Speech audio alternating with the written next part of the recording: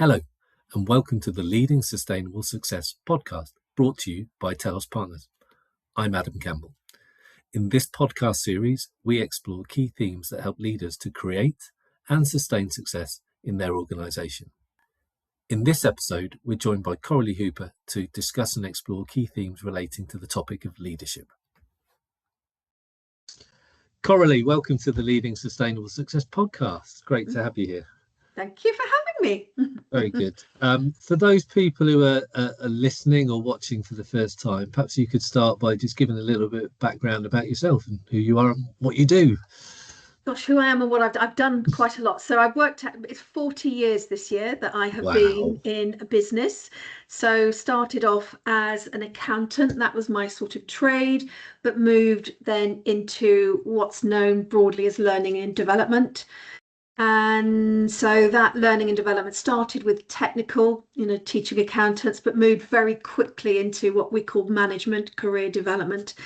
And I've worked in this area really ever since. So both with PwC, with American Express, where I was sort of employed, but then I went independent as a consultant, and I've been working with various leaders in all types of organizations for the last 26 years, really. Yeah.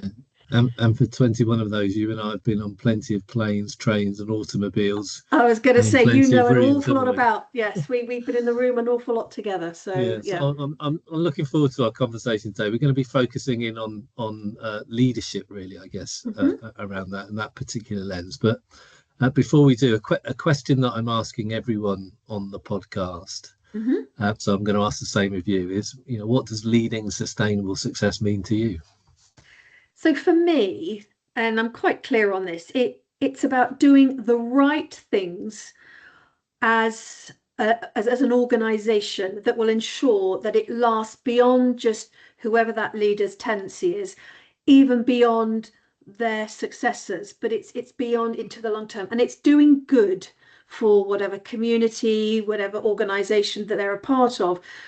It is not about, and don't shoot me down, it's not about big profits, it's not about big egos, but it is about making a positive difference to the world that they are a part of. You've sparked a thought for another theme of a podcast there. I might well do in the future, Corey, on the word profit, because I have a particular view on it, but we'll hold on to that thought for now. So it's great, but kind of a sense of, as a leader, leaving the organisation in a better place for the next generation, and recognising your role in society. Yes. Now, we've hinted at some of the grey hairs that might not be seen on either of us on I think screen. You can see mine. Thanks to the filter, and I hate to think of the number of leaders that we've actually spent time with over the years, thinking about the theme of leadership and what it means and how to do that. But perhaps you could share some of your insights and learning from over that time in without getting perhaps too technical or too detailed, which I'm sure you won't. But what is it that characterises those leaders who are more effective than those who are not? I think one of the things that always strikes me is, I know that the most, what I would call effective leader, the technical competence is a given. So I'm not even going to go there, but leading a group of others, so I was going to say humans, because we're all humans. I mean, there's a lot of AI that's being led at the moment, but that leading humans is another technical piece of expertise, and to my mind, those people that seem to be able to do it well, the underlying thing is that it's never about them.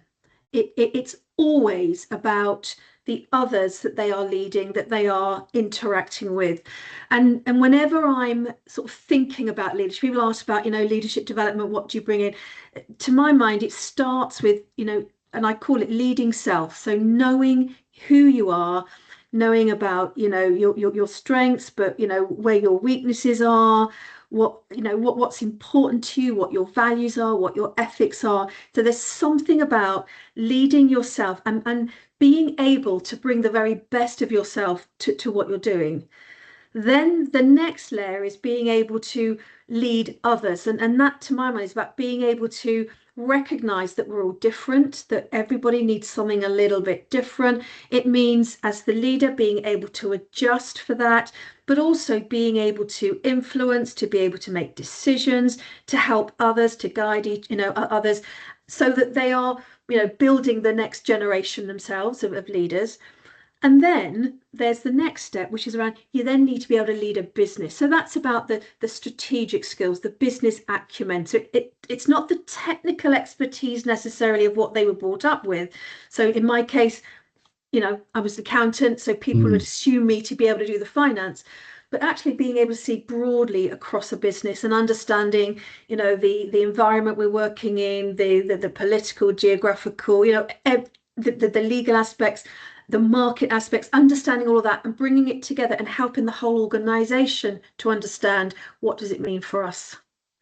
Excellent. Okay, that's really helpful.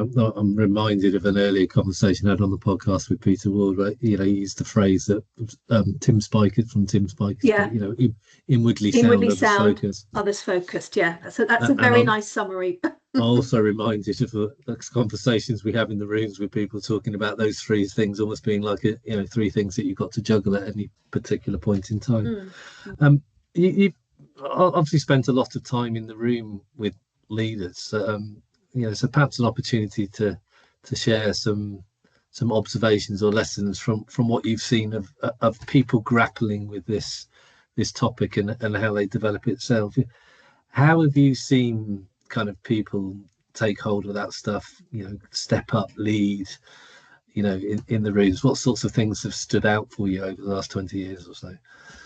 So interestingly enough, and you just sort of sparked it really, is the leaders that I believe are the more effective and are going to go on to have the longer term success are probably those leaders that come into the room not necessarily even believing or thinking that they are, they're going to be the most successful leader, because there is that element of humility.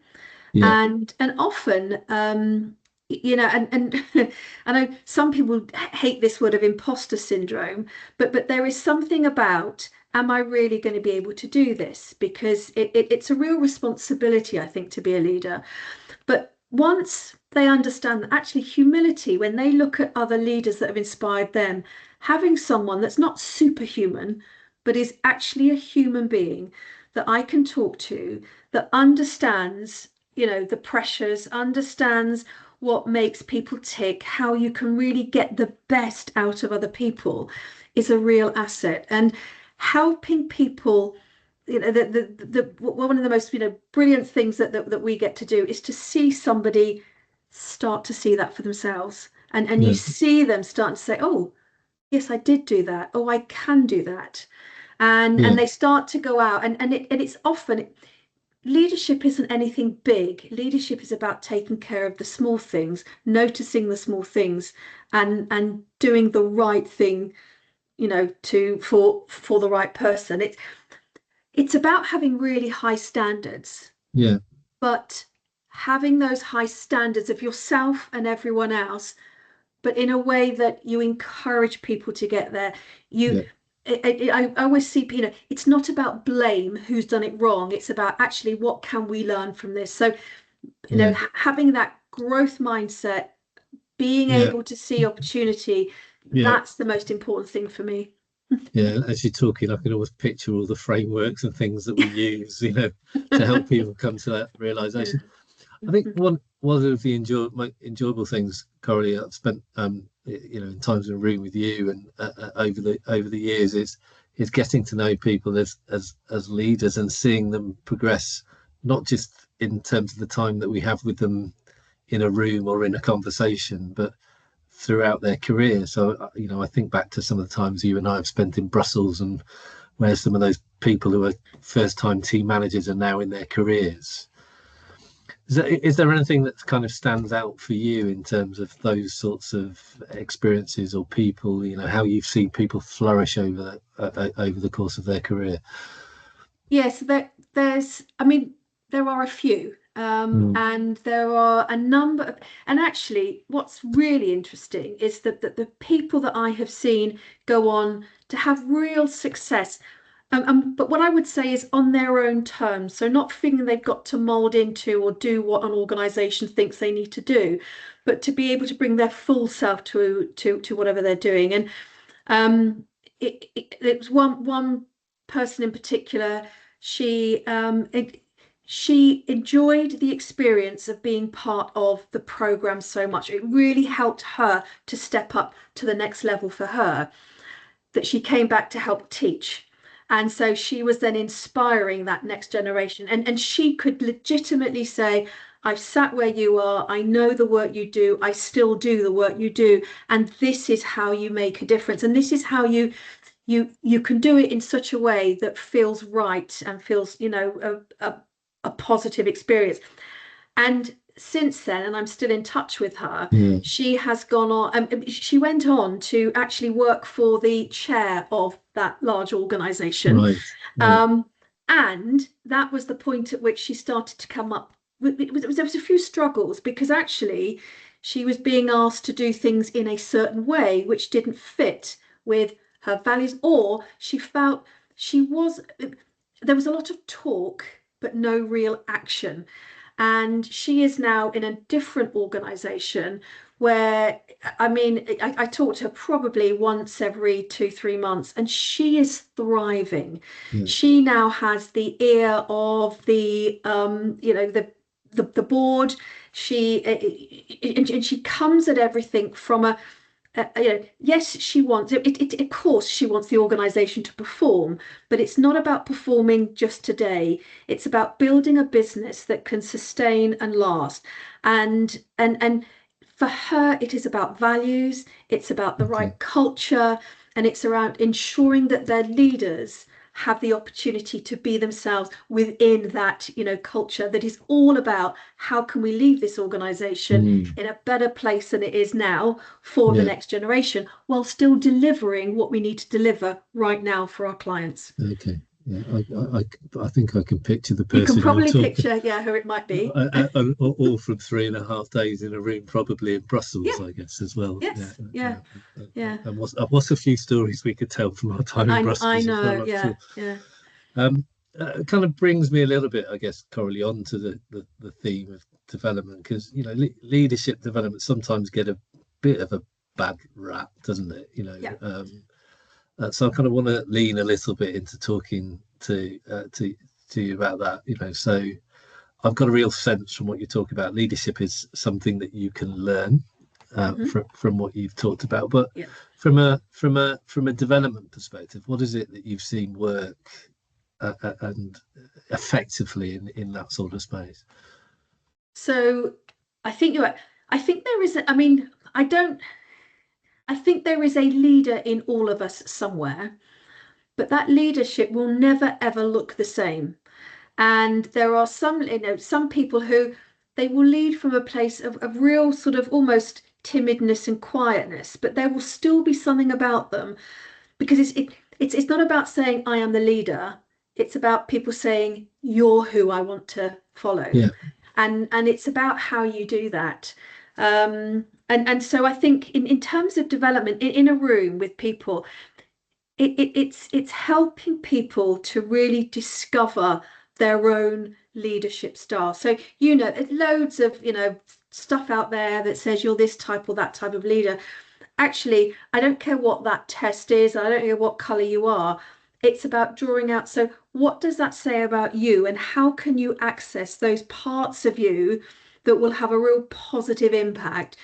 And actually, what can you do for those bits where maybe there are struggles and it requires some extra work, and how can we help you? What are some techniques? And not to go off on too much of a tangent, but you and I have been, we've done influencing skills before, and you'll get somebody in a room and literally just by the way that they stand, by the way that they move their eyes, a tiny little shift can have such a huge impact. And to have the rest of their colleagues in the room, their peers, actually notice it and say it and give them feedback, it's amazing just what a difference that makes. So Yeah. to my mind, it should be about an experience where people get to, it's a little, it's exposing, you try things out, but it's in a safe place. But you start where the individual is at. It's not Yeah. about a sort of a rubber stamping of everybody needs to be like this. Yeah. Yeah, yeah. For me, there's also something about, if you're creating those safe places to have get some of that realization, how do you then connect that to the day to day? So, as you were talking, I was thinking about somebody who very similarly, it was having less impact than they wanted to have in a client type professional services setting, and the feedback she got in the room with a little bit of guidance was just about exactly as you said, how she sits. Yeah. And she came back a couple of weeks later with the group that was reconvening about how we're applying the learning, going, I tried it in a client setting, it worked. Yes, I know. So how do you make learning as close to the moment as it can be as well, as opposed to something that's abstract and over here? So for me, so I do believe in, I like a model, I like a framework, but I like to use it as a starting point for a conversation. And then I do think it's helpful to have some kind of experience. Sometimes it's really helpful to have an experience that's totally unconnected to their business, because actually it sort of resets the bar, and there's no excuses. Then there's and something that I know you and I do a lot is we set up what we call action learning groups. So that's where you get people, always give people time to think about. So think about an example where, or bring something that's real to you at the moment. How might this apply? Go away and give it a go for real. And then let's come back and reconvene and talk about it. Just like you say, no, what did you try? What worked? What didn't work? What are you going to do next time? So there's something about, and that's where, again, leadership development training, yes, you can go on a course for 2 days, and yes, it might, remind you of a few things, but actually real leadership development is a process over a period of time. And actually, if we, and something that we do a lot is to try and keep closer to those people, to give them that support. It's not about managing them or putting lots of different input in, but it's about just being there and helping them to work out, to reflect. Not everyone knows or has time to reflect, so giving that time to reflect, to apply to real conversations, real things that they are doing, is invaluable. I think that's also the bit that's most enjoyable for us, isn't it? Seeing you always have that moment where you end up in a one-on-one conversation or an action learning set where you went, so I'm going to try that, and then they come back and, well, did it work? I did know. it work? Did it work in practice? That's what the framework or the theory said, but how did it go? That's where the real learning, I guess. And it's certainly where I get my buzz, because I'm not going to lie, I love it when you sit and somebody said, I tried that, and this is what happened, and it's really good. You think, fantastic. That's excellent. What I'd quite like to do, Corey, now is just move the conversation towards something that's relatively new within the walls of Telos. So we've recently taken on the running of the Partners for Leadership program, which I guess is our opportunity to put all of that learning that we've had into and build on the experiences that the programs get. Perhaps you could talk a little bit more about what the program, and I know I'm using the P word here as I describe that, because and that's actually the first thing I think that distinguishes this, because again, you hear the word program and you'll think, okay, what am I going to sign up to? Have I got 3 hours of this, 4 hours? Actually, we're calling it's a 24-hour experience. Now, all the work, and you'll know this, that leaders, particularly as they get more senior in an organization, they tend to get more and more lonely, because they don't have that peer network. They everything, all their time is so focused on this, that, and the other. And what they don't get is that time, that space just to stop and reflect about, what's going on in the world and the business, but also to reflect on their own leadership and time for that. And they don't necessarily need a program, because they probably had, a lot of that along the way. But the people that have come on it, what they say is that it's just invaluable, one, to get 24 hours of time out of the business, to just come up for air. But two, to be in a room of people that have their own organizations in very different sectors, very different parts, of the business world. But actually, they often share a lot of the same worries, concerns, challenges, opportunities. And there's, they come together. We do offer a little bit of and when we say input, it's more stories, it's more it's sort of, what do you call it, throwing a few sort of, not curveballs in, but just some thoughts. And actually we try and be quite provocative. So somebody will come in, talk about their experience, what's got them to where they are, what are some of the things that they have had to face, what's going on in the world, for example, and a bit of provocation.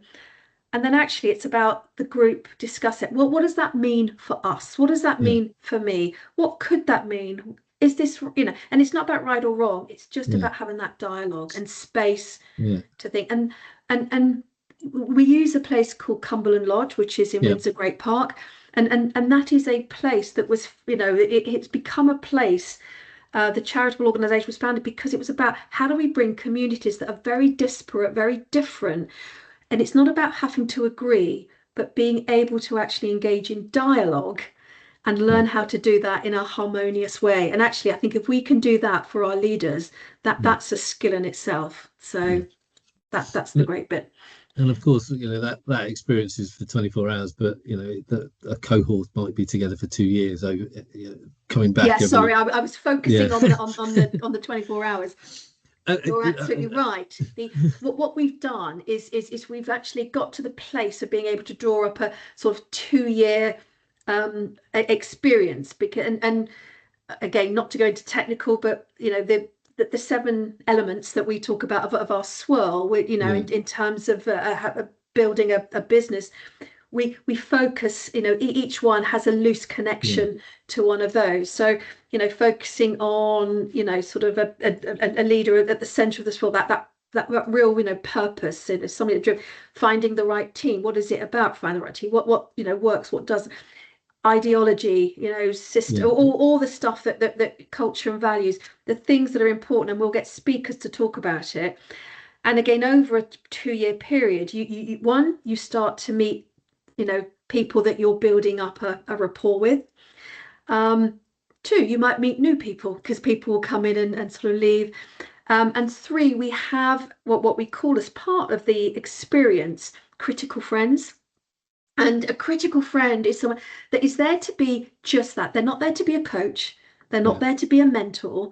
They're there to be somebody that you can actually talk to, and they will be your critical friend. That they'll ask you the questions that maybe nobody else would ask you, to help you really think through what you are facing. And that is that other part of the whole experience. I've got to be careful of looking like Victor Khayyam. That's a reference for older people watching this.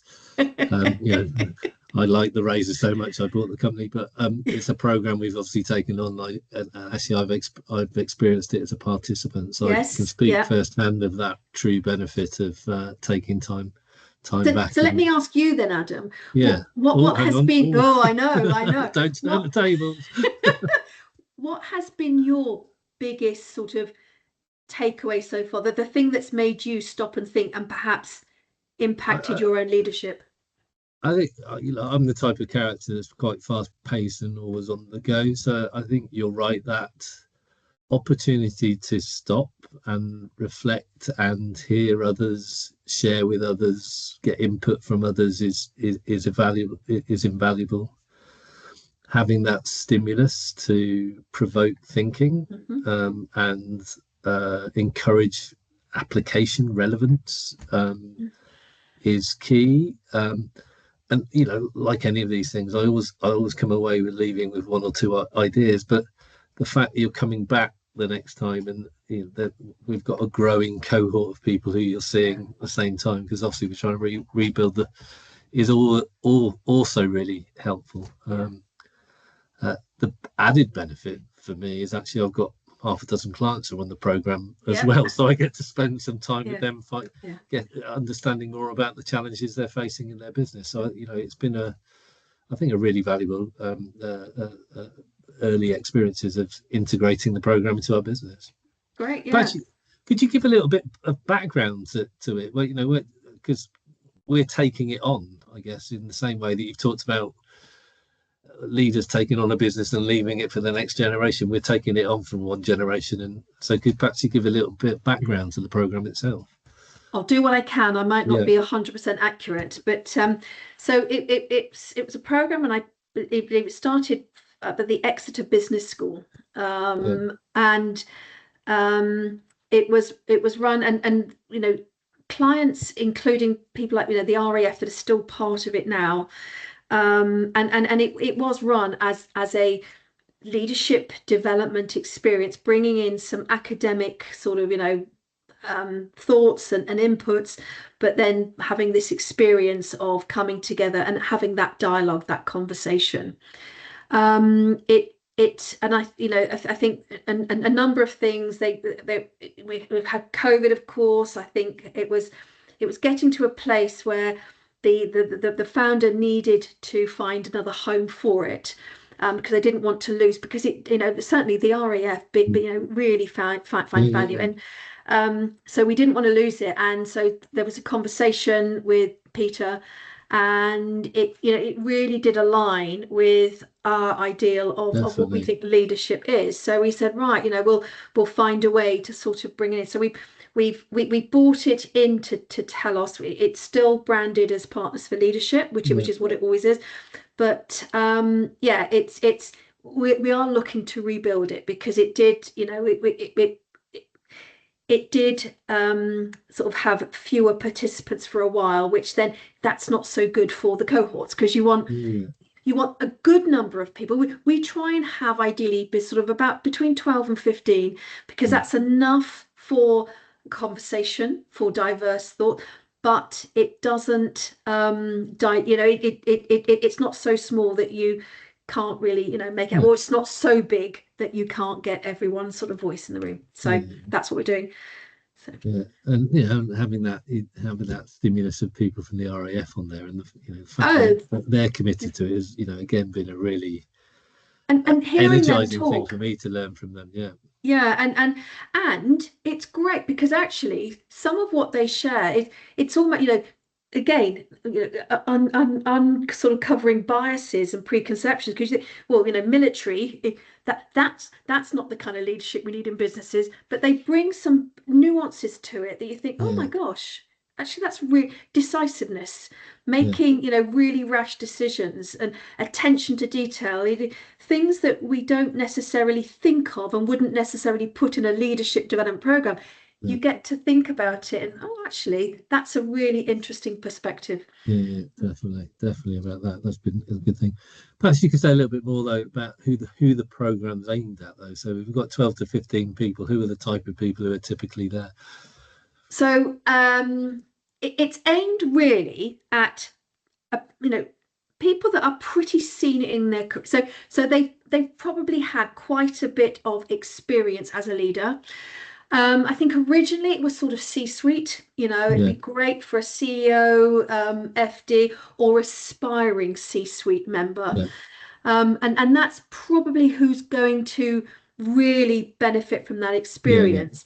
And anyone really that is, aspires to lead an organization that is not just about the here and now, but it's about something that is, leaving something behind that's better than it was for the next generation.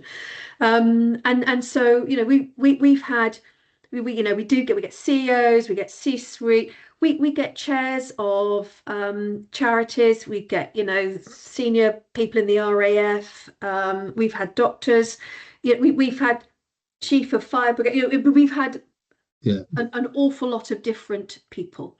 Again, I think that's some of the benefits, just that real diverse mix of Mm. people. But really, what you're saying is about people who are a part of that succession pathway or plan, if you like. You Yeah, know, yeah, yeah. um, Yeah, I but think all, it's probably fair to say what it wouldn't suit, God be, it wouldn't suit anyone that was new to leadership yeah, because and it's not a hadn't really skills had thing. Yeah, we're not sitting there doing any, this is how you influence, this is how you mm, communicate, this is how you do it. So it's not that, and that's why it's not a program. It is an experience for those that get that but want to talk about it in the context of where they are and what's going on in the world.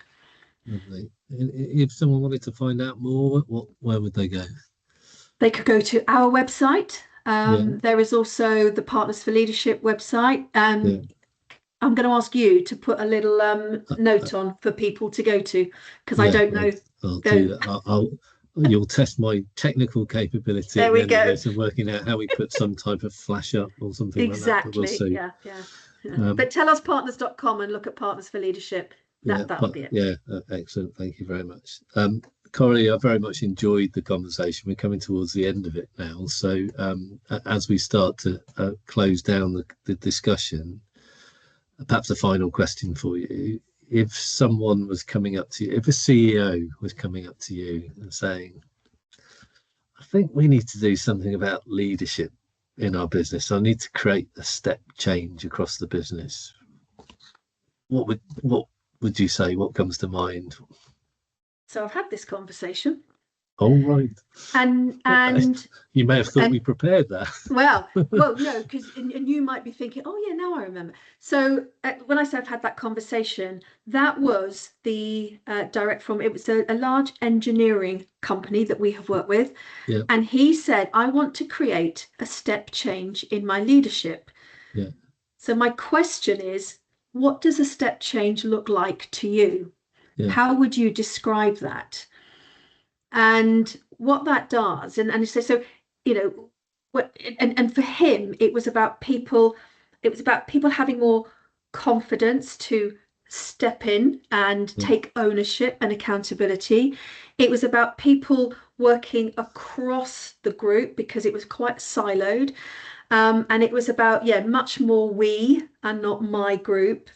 And so what we were then able to, and so two things. One, we were able to, again, it was an experience about how do we do that? So how do we get, first of all, we need to get the right people. It's the top 300.